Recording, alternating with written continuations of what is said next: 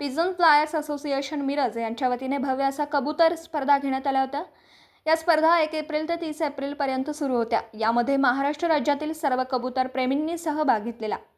तसेच आज रोजी याचा बक्षीस समारंभ मोठ्या उत्साहात संपन्न करण्यात आला।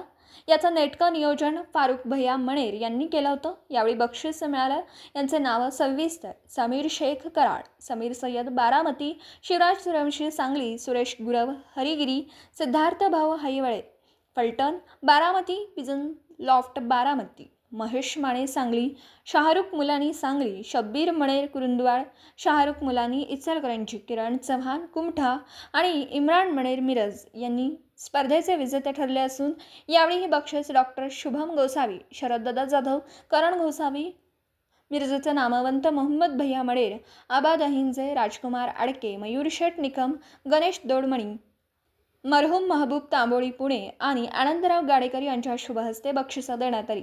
तसेच या गेल्या कित्येक वर्षांपासून स्पर्धा घेतल्या जात असून पिजन फ्लायर्स असोसिएशन मिरज आणि फारुख भैया मणेर यांचं सर्वत्र कौतुक होताना दिसून येत आहे। दिवसभरातील घडामोडींचा आढावा घेण्यासाठी पाहत रहा N24 मराठी न्यूज चॅनल।